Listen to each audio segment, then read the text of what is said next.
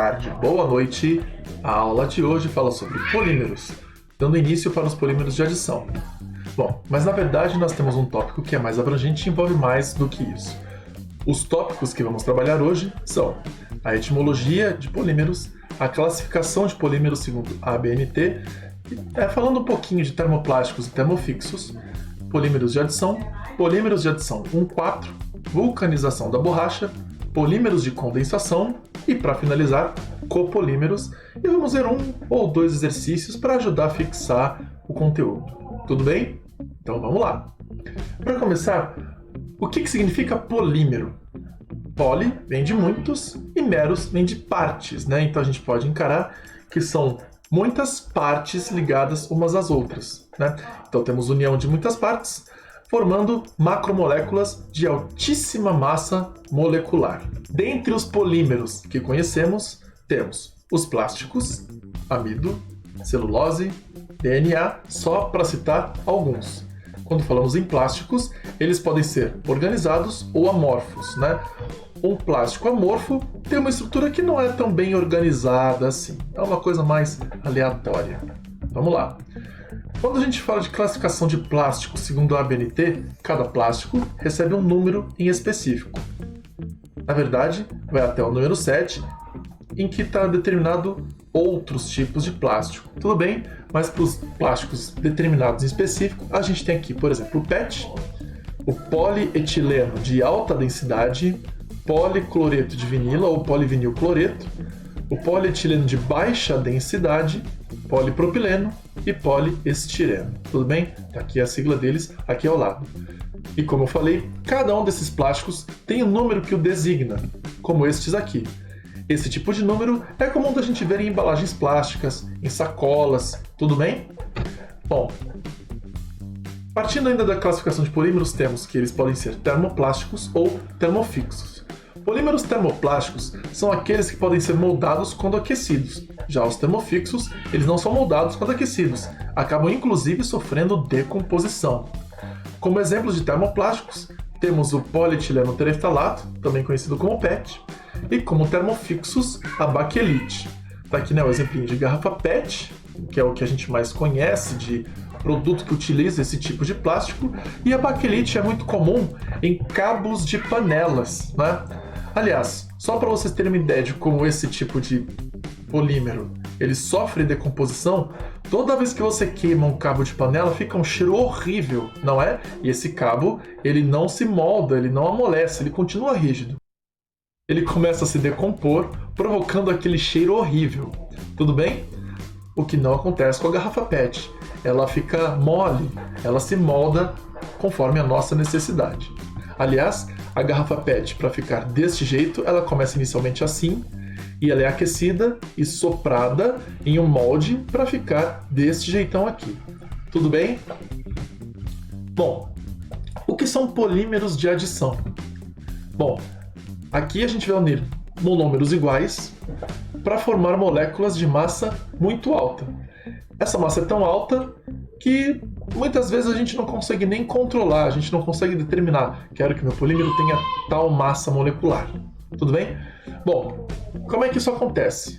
A gente pode pensar nos polímeros, né, ou nos monômeros, melhor dizendo, como elos em uma corrente. Então a gente vai colocando elo por elo para completar a nossa corrente. Cada elo desses equivale a um monômero. A união desses vários monômeros acaba compondo o que a gente vai conhecer como polímero, né? Então, os monômeros são como elos em uma corrente. Então, se os elos são os monômeros, a corrente seria o nosso polímero. Bom, como exemplo, vamos começar com o etileno. Etileno que tem essa unidade básica aqui. Para formar o nosso polímero, a gente vai precisar de mais monômeros. Então, vamos colocar mais alguns aqui. Como é que essa união desses monômeros ocorre? Ela ocorre desse jeito. Algum iniciador vai promover que essa dupla ligação aqui, né? Esta ligação dupla acabe atacando o carbono da molécula vizinha, como acontece aqui. Tudo bem? Só que quando isso ocorrer, isso vai fazer com que esta dupla ligação ataque o carbono da molécula vizinha. e assim sucessivamente. Com isso, a gente vai ter a união de cada um desses monômeros desta forma aqui. Tudo bem? Então antes a gente tinha ligações duplas, agora temos uma série de ligações simples, uma série de ligações, né, melhor dizendo, simples ao longo desta cadeia. Tudo bem? Então do etileno, que era a nossa unidade monomérica, a gente partiu para o polietileno. Então do monômero para o polímero, basta acrescentar este prefixo poli aqui. Tudo bem? Etileno era o monômero, polietileno é o nosso polímero. Muitos dos polímeros que a gente vai estudar possuem essa unidade vinílica aqui. E ainda assim, se você não conseguir ver com muita clareza, vai piscar aqui para você. Esta unidade aqui, ela é muito comum a alguns polímeros que a gente vai olhar daqui a pouco.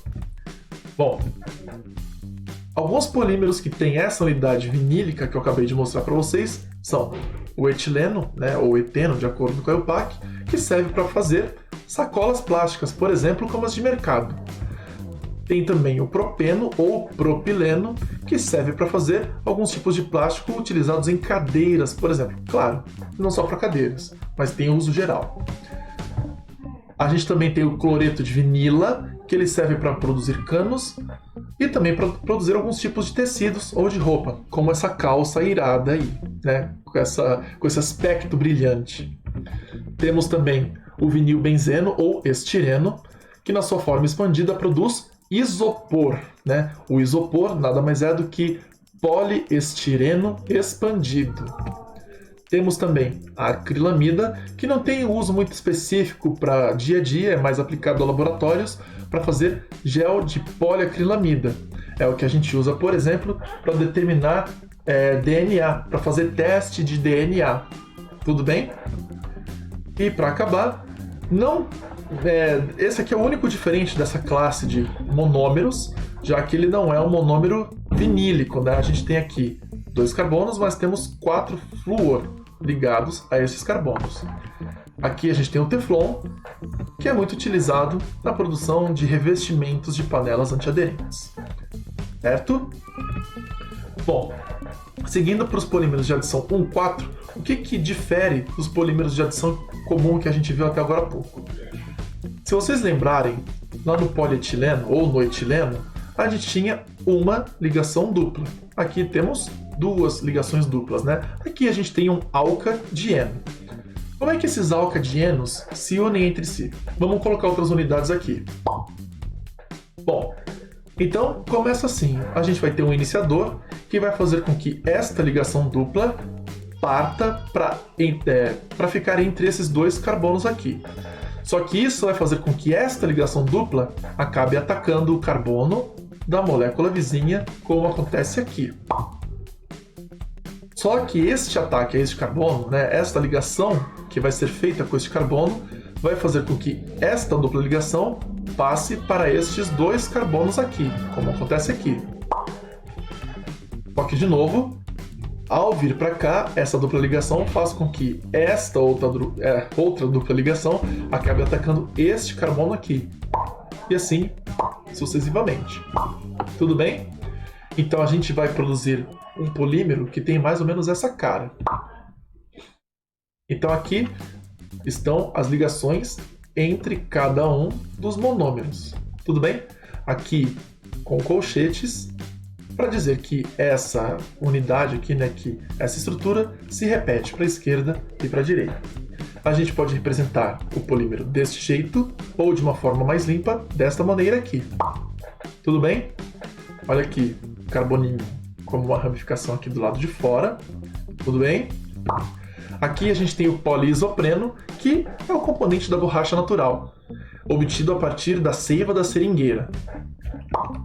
Aqui, essa dupla ligação promove a alta reatividade dessas unidades monoméricas, ou seja, elas podem continuar reagindo. Tanto é que isso vai ser utilizado na vulcanização da borracha. A borracha em si é muito molinha. Como é que a gente faz para produzir borrachas mais rígidas? pela vulcanização. Então, estas estruturas aqui, este tipo de polímero, vai ser aquecido junto com enxofre, e este enxofre vai se ligar a estas cadeias de maneira assim. Então, a gente tem várias cadeias, né? Temos aqui 1, 2, 3 cadeias que estão ligadas entre si por enxofres, né? Então, temos um enxofre aqui ligando essas duas cadeias e mais outro aqui, ligando essas duas. Essas outras duas cadeias aqui estão interligadas por estes enxofres aqui. Bom, a gente nunca vai aproveitar todas essas ligações duplas, né? Aliás, era para ter tirado essas ligações duplinhas aqui, tá? Elas não existem aqui, assim como aqui, também não tem, tá? Fica desse jeitinho aqui. Essas ligações, que a gente fala de ligações intercruzadas, né? A gente tem uma rede intercruzada aqui, tem um intercruzamento, promove a maior resistividade, a maior resistência, melhor dizendo, da borracha. Esse tipo de borracha é a borracha que a gente usa, por exemplo, em pneus, né?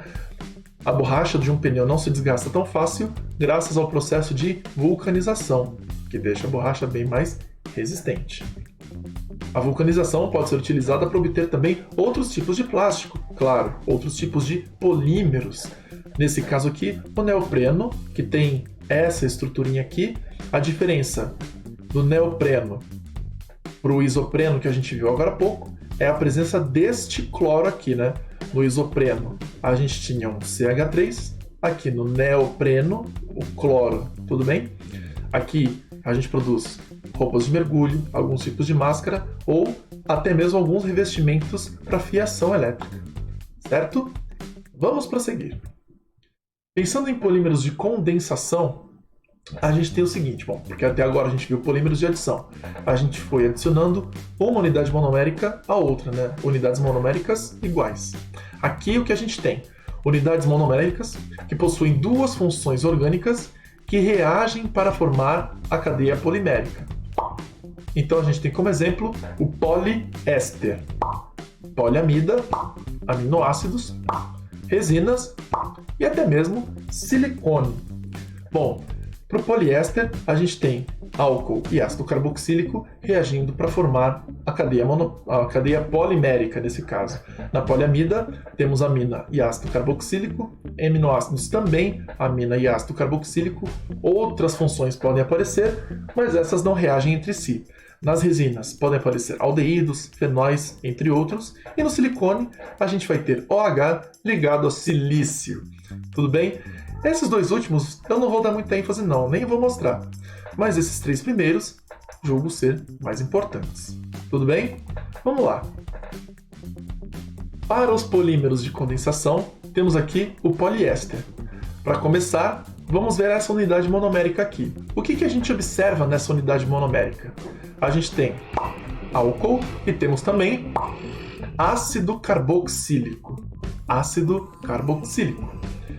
Colocando dois monômeros iguais, um ao lado do outro, o que a gente tem? A gente tem aqui este H e este OH reagindo entre si, estes que estão piscando aí, para formar água. Ao reagirem e formar água, a gente vai ter também a formação do nosso polímero, deste jeito aqui, certo?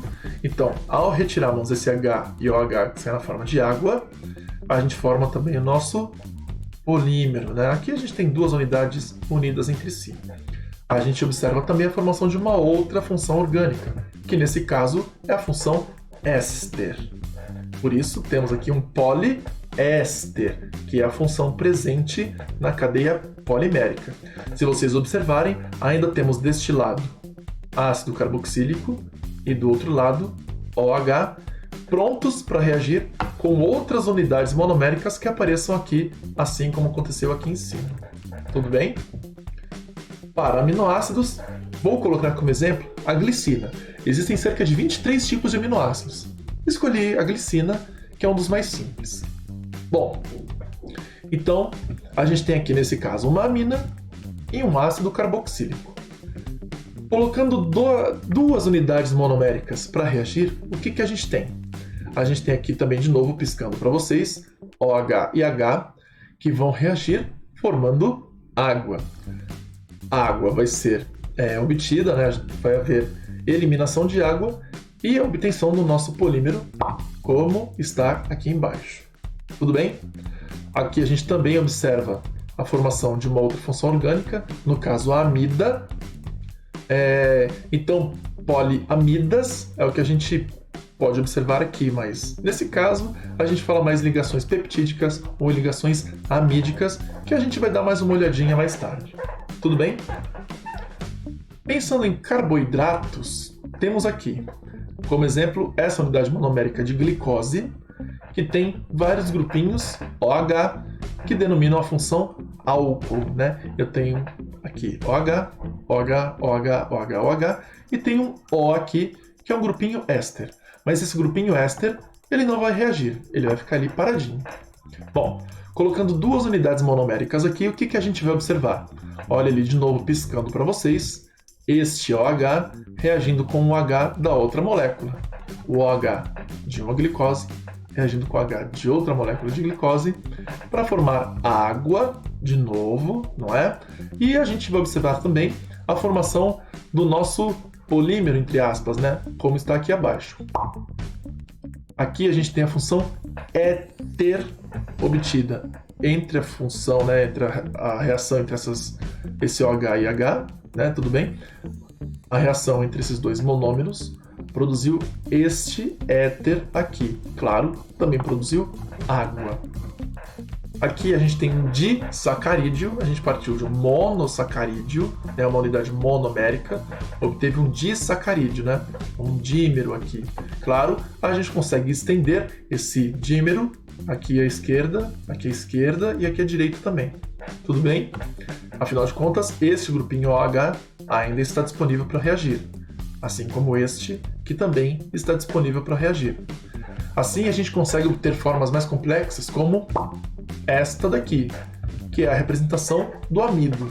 O amido nada mais é do que glicose ligado uma atrás da outra. Glicose também pode formar celulose, que tem uma outra forma não muito semelhante a essa do amido, né? Tem uma forma, na verdade, bem diferente, o que confere uma diferente resistividade ou uma diferente resistência a esse material. Tudo bem? Vamos lá! Já olhando para o exercício, a gente tem aqui esse da Federal do Amazonas, que diz assim: para que ocorra uma reação de polimerização do tipo adição, é estritamente necessário que... Então, vamos dar uma olhada nas alternativas. A. O que a gente precisa para que haja polimerização? Que não haja ligações insaturadas no monômero. Não é? A gente viu que precisa haver ligação dupla. Em alguns casos apareceram inclusive duas ligações duplas, não é? Provavelmente não é a alternativa A. B. Haja um iniciador polimérico. Muitas vezes isso é realmente necessário, mas vamos ver as outras alternativas. C. O monômero seja instável e radicalar. Nem todo monômero precisa ser radicalar. Nos exemplos que vimos atrás, a gente tinha o etileno, por exemplo, que não era um radical. D. O polímero tem que ser aditivável, né? Então a gente tem que poder... ele tem que ser aditivável, a gente tem que aditivar este polímero. Bom, na verdade eu não sei nem o que eles quiseram dizer com isso, mas vamos lá. E. O monômero possua uma ligação polimerizável. E é o que dá a entender que seja a alternativa E. Por quê? Porque o etileno possui ligação dupla, possui ligação insaturada. Essa insaturação vai permitir a polimerização deste monômero, né, dessa estrutura aqui. Lembra quando esta ligação dupla atacava a ligação dupla de outra molécula vizinha, e de outra, e de outra, e de outra? Isso é o que permitia a formação do polímero. Aqui, então, temos como correta a alternativa E, de esquilo. Tudo bem? E de etileno. Essa aqui, da Federal do Piauí, fala o seguinte: sobre os polímeros sintéticos, podemos afirmar que A. São misturas de substâncias de alta massa molecular. B. São formados por unidades repetidas de monômeros. C. Apresentam uma massa molar definida. D. Podem ser extraídos da natureza. E. São obtidos por adição de monômeros vinílicos. Bom, na alternativa A, que fala que polímeros sintéticos são misturas de substâncias de alta massa molecular. Bom, para a gente ter uma mistura, a gente tem que ter substâncias diferentes. Não era o que acontecia, por exemplo, no caso do etileno. O etileno tinha uma única unidade monomérica, então essa A está meio fora. B. São formados por unidades repetidas de monômeros. Bom, a gente vai ver logo que não é bem assim. A gente pode ter monômeros repetidos ou não, né? A gente pode ter monômero A, monômero B, monômero A, monômero B. Tudo bem? C. Apresenta uma massa molar definida. Na verdade, definir a massa molar de um polímero é uma tarefa muito difícil. Então, isso não é uma condição necessária. Então, sobre polímeros sintéticos, a gente pode afirmar que eles são extraídos da natureza, né? Se ele é sintético, ele não é natural. Não pode ser a alternativa D. Então, de novo, só pode ser a alternativa E. São obtidos por adição de monômeros vinílicos, né? O que era mesmo um monômero vinílico? Vamos voltar lá para o etileno.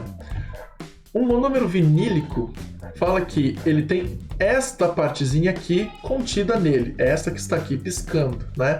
Esse aqui seria o radical vinil. E muitos monômeros possuem essa unidade vinílica, como a gente viu agora há pouco. É o caso do cloreto de vinila, é o caso do propeno, é o caso da acrilamida e é o caso também do estireno, né? O que todos eles têm em comum? Esta unidadezinha aqui, ó.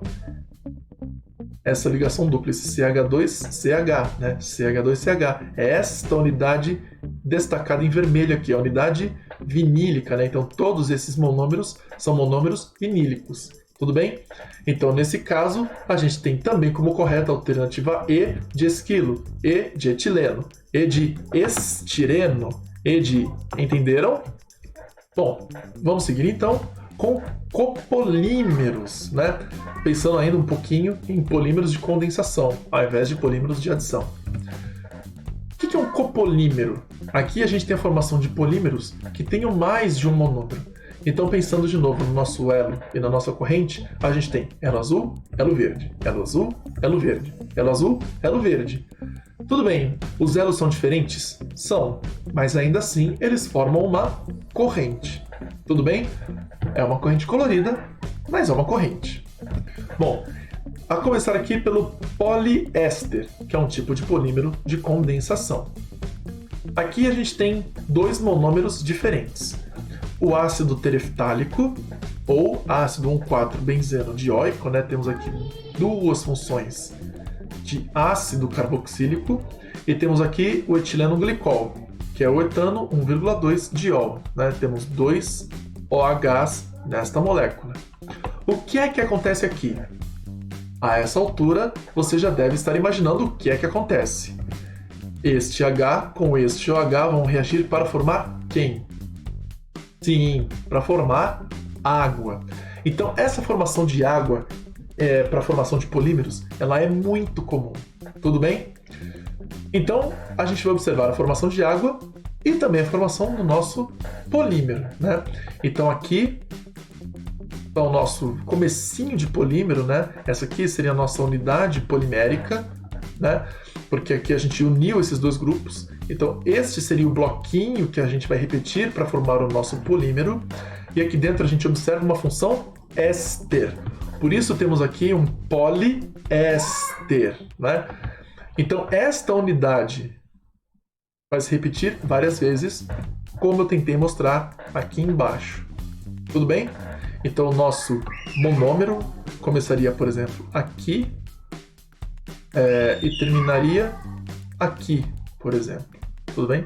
Esta seria a nossa unidade monomérica. Então aqui temos o polietileno tereftalato, que também é conhecido como PET. Ainda pensando em polímeros de condensação, temos aqui a poliamida. Na poliamida, a gente tem aqui dois tipos de monômeros diferentes, que é um diácido, né? Diácido porque temos dois ácidos carboxílicos aqui, né? Para esses tipos de polímeros, é muito importante que sempre hajam duas funções orgânicas na mesma molécula. Aqui temos dois ácidos, aqui temos duas aminas, né? temos o ácido hexanodioico, né? Temos 6 carbonos, 1, 2, 3, 4, 5, 6, 2 ácidos carboxílicos, ácido hexanodioico, tudo bem?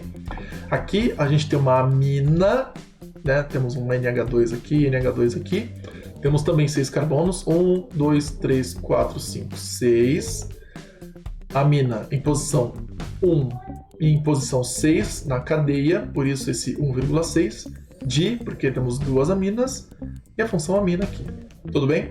Então temos aqui, nesse caso da poliamida, ácido hexanodioico e a hexano 1,6 amina. Como será que eles vão reagir? Sim, é isso mesmo que você está pensando, eu espero. Este OH vai reagir com este H para formar quem? Exatamente, água. A formação de água vai acontecer na formação desse polímero também.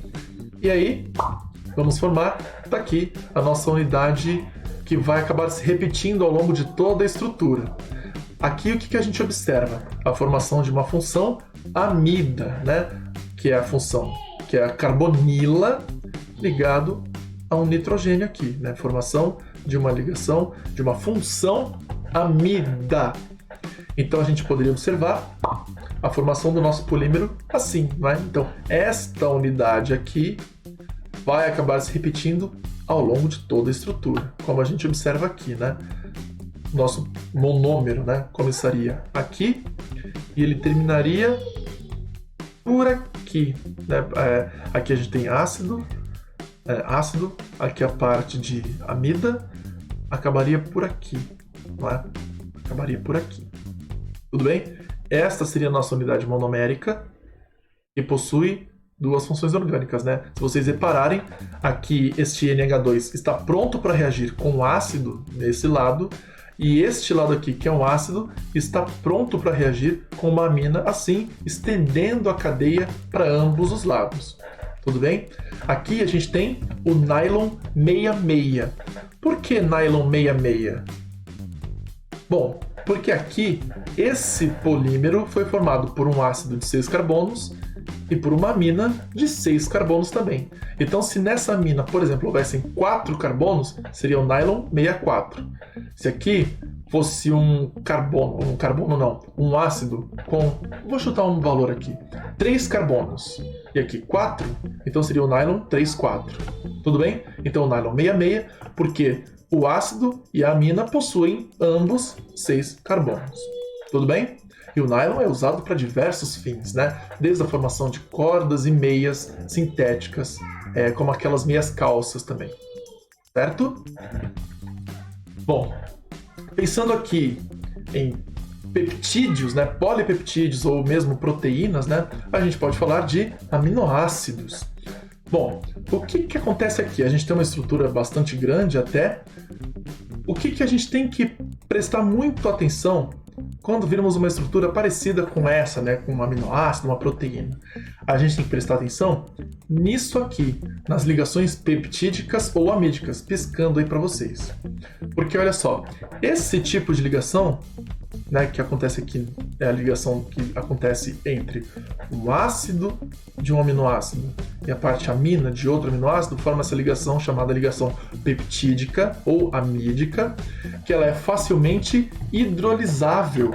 Então, quando houver uma quebra em uma proteína, são nesses lugares em que vai ocorrer a quebra.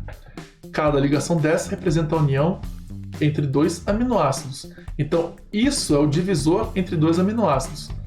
Esse código que aparece aqui embaixo seria a sigla dos aminoácidos que eu usei para montar essa estrutura. Então, temos aqui a glicina, a lisina, a tirosina, o ácido glutâmico, a cisteína, a glicina, ácido glutâmico de novo, lisina. Repetir alguns aminoácidos aqui, tá? Então a glicina seria essa partezinha aqui, a lisina essa parte aqui, ó, o que está compreendido entre essas 2 ligações amídicas aqui. A tirosina seria esta partezinha aqui, ó, Aqui tem essa parte aromática aqui, né? Também compreendida entre essas duas linhas vermelhas e assim por diante. Tudo bem? Aqui nesse caso a gente tem um peptídeo com 1, 2, 3, 4, 5, 6, 7, 8, 9 aminoácidos, né? Uma proteína teria centenas, quiçá milhares de aminoácidos como esses. Tudo bem? Bom, vamos dar uma olhada em alguns exercícios. Esse aqui da Federal do Mato Grosso do Sul, né, já um pouco antigo, já de 2007, tem um texto que diz assim: são inegáveis as contribuições que o desenvolvimento dos materiais poliméricos tem proporcionado à sociedade. No início do século XX, com o desenvolvimento da química orgânica, a síntese artificial de materiais poliméricos viabilizou os processos de polimerização a partir de seus monômeros. Desde então, graças a uma engenharia molecular cada vez mais complexa, tais processos estão em contínuo aperfeiçoamento, colaborando com a obtenção de uma infinidade de novos materiais cada vez mais sofisticados, úteis e baratos. Abaixo estão representadas partes das estruturas de alguns polímeros utilizados para os mais variados fins. Analise as proposições a seguir e analise as corretas. Então aqui a gente tem a estrutura de alguns polímeros e vão aparecer algumas afirmações sobre eles, como aqui. Então vamos dar uma olhada em cada uma das afirmações e dizer o que é correto e o que não é. Bom, a afirmativa 1 fala assim: para o Kevlar, o monômero de caráter básico é este aqui. Bom, o Kevlar está aqui. O que a gente observa é que no Kevlar tem uma ligação amídica aqui, e essa ligação amídica veio de quem? De uma amina e de um ácido. Essa parte aqui que ele está mostrando, ele diz ter caráter básico, na verdade está errado, porque isso aqui vem de um ácido, que no caso é o ácido tereftálico, que é o mesmo ácido presente lá na garrafa PET. Tudo bem? Então essa parte aqui não é ácida, não é básica, ela é ácida. Tudo bem? Nessa afirmativa 2 aqui diz o seguinte: o nylon 66 é obtido a partir da reação do ácido hexanodioico com 1,6 diaminohexano. Bom, tá aqui o nylon 66, fala que ele é obtido do ácido hexanodioico. O ácido hexanodioico estaria aqui, ó. Temos 1 com 4, 5 com 6 carbonos, dioico, né? 2 ácidos, né? Olha a ligação amídica aqui de novo. E 1,6 diaminohexano. A parte da amina estaria aqui no meinho, né? Aqui no meinho. Temos 6 carbonos, 2 aminas. Então, sim, está correto. Que foi, inclusive, que a gente viu agora há pouco, antes no vídeo. Tudo bem? Nessa afirmação 4 aqui diz o seguinte: o grupo funcional do nylon 66 é uma amina. Portanto, o nylon é uma poliamina. Bom, no nylon 66, a parte funcional que aparece aqui, qual que é? É uma amida, né? C-O ligado a nitrogênio. Temos uma amida, que veio da reação de um ácido com uma amina, né? De um ácido com uma amina. Então, isso está errado. Tudo bem? Temos uma amida, não uma amina. Na afirmação 8, diz o seguinte: o grupo funcional do Dexon, né, o Dexon está aqui, ó, olha o Dexon aqui. Dexon. O grupo funcional do Dexon é um éster. Portanto, o Dexon é um poliéster. E a reação de polimerização se dá por condensação. Bom, o que a gente observa aqui no Dexon? A gente observa realmente este grupinho éster, né? Que está aqui também, está aqui também. E como é que a gente obtém um éster? Éster vem da reação de um ácido com um álcool, produzindo água e o nosso polímero. Então, esta afirmação está correta. Na afirmação 16 diz assim: o monômero do PVC, policloreto de vinila, tem fórmula estrutural que é esta daqui. Bom, se vocês lembrarem, o PVC ele é um monômero vinílico, né? Polivinilcloreto, né? Ou policloreto de vinila. Ele tem essa estruturinha aqui. Então, quando ele diz que essa é a estrutura do PVC, né, do monômero do PVC, isso está errado, né? Essa é a forma correta do monômero do PVC, né? A unidade vinílica ligado a um cloro. Tudo bem? Então essa afirmativa está errada. E por último, na afirmativa 32, através de uma reação de hidrólise, a cadeia polimérica do Dexon é rompida, gerando como único produto o ácido 2-hidroxietanoico, que apresenta duas funções orgânicas, álcool e ácido carboxílico. Uma característica desses polímeros de condensação é que, se a ligação deles for quebrada, vai resultar nos polímeros, ou melhor, nos monômeros originais. O que a gente observa aqui no Dexon? Tem aqui esta unidade monomérica, né? A gente observa a repetição. O que a gente observa aqui? Bom, ele fala que a hidrólise polimérica do Dexon gera como único produto o ácido 2-hidroxietanoico. Bom, vamos abrir essa estruturinha aqui, ó. Vamos completar a ligação que estava aqui e que estava aqui, não é? Porque esse éster vem de quê? Vem de um álcool reagindo com um ácido, tudo bem? Abrindo essa parte menor do monômero, a gente teria justamente isso daqui, né? Colocando um H aqui do álcool e um OH aqui para completar o ácido, teríamos o ácido 2-hidroxietanoico. Então, sim, isso está correto, é o que diz aqui. Quando a gente quebrar esta ligação, né, essa ligação, ou esta ligação aqui, ou mesmo esta, né? Quando a gente quebrar essas ligações desse polímero, a gente vai obter o ácido 2-hidroxietanoico. Então, essa alternativa está correta, tudo bem? Para vestibulares assim, a gente teria que somar esses pontos, então daria 2 com 8, 10, com 32, 42. Tudo bem? Vamos seguir. Aqui a gente tem um exercício da UFTM de Minas Gerais que fala sobre bioplastia, né? Bioplastia, que aliás foi um assunto polêmico em 2018 porque teve algumas mortes associadas à administração de PMMA na bioplastia. Eu posso deixar um link na descrição para vocês relembrarem esse caso, tá? Mas vamos lá. A bioplastia é uma plástica sem cortes e sem cirurgia realizada com implante de biomateriais como PMMA, que é polimetilmetacrilato ou polimetil 2-metilpropanoato, né? A estruturinha está aqui embaixo. Olha aqui, bonitinho, né? O biomaterial implantado dá sustentação ao músculo e promove a formação do colágeno do próprio organismo. A bioplastia possibilita ao médico criar linhas mais harmônicas, tornando as pessoas mais belas ou salientando sua beleza. Essa técnica é indicada tanto para regiões da face, como nariz e lábios, como para outras regiões do corpo, como mãos, pernas, glúteos, pênis e peitoral. A bioplastia ultrapassou os limites da cirurgia plástica e seu uso indiscriminado pode colocar em risco a saúde dos pacientes. Inclusive, foi o que aconteceu em 2018, que alguns pacientes morreram pela administração incorreta de PMMA. Bom, pela análise da estrutura, conclui-se que o PMMA é o quê? Né? Que tipo de polímero é o PMMA? Bom, olhando na estruturinha dele, que a questão forneceu, a gente observa isso daqui. A gente tem um éster. Então, por isso, o PMMA é um poliéster. Alternativa B.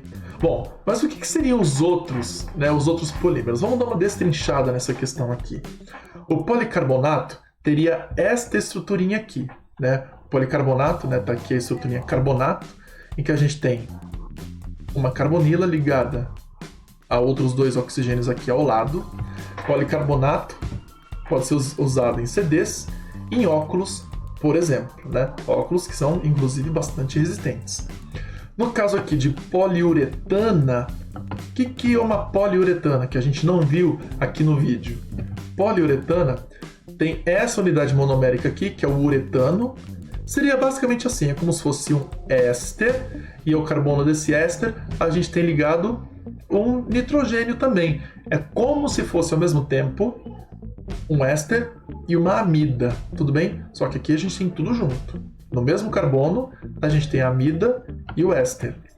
O utiliza poliuretano? Aqueles colchões, né, ou aqueles travesseiros que há algum tempo atrás falavam que era o pessoal da NASA que usava, não é? Muitas das nossas casas têm esse tipo de travesseiro, que aliás precisam de um tipo de proteção térmica, ou eles podem pegar fogo muito facilmente se houver um incêndio, né? E um incêndio, esse tipo de material, ele se inflama com enorme facilidade. Bom, o que é o polipropileno? O polipropileno, né, que utiliza como monômero o próprio propileno, produz que tipo de polímero? Plásticos em geral. Esse daqui, por exemplo, é uma tampinha de tic-tac. Tudo bem? Bom, e no caso poliestireno, a gente tem aqui essa estruturinha que é um polímero vinílico, como a gente viu agora há pouco, que produz o quê? Ele produz isopor ou mesmo alguns potes de iogurtes, né? Embalagens de iogurtes, né? Aqui a gente tem o poliestireno expandido, que forma o isopor, e aqui o poliestireno não expandido, formando essa embalagem de iogurte. Então, mais do que provado, é a alternativa B de bosque. B de beleza? Muito bem. Eu espero que vocês tenham entendido, eu espero que vocês tenham aproveitado. Dúvidas, coloquem nos comentários. Boa semana, bons estudos e até mais!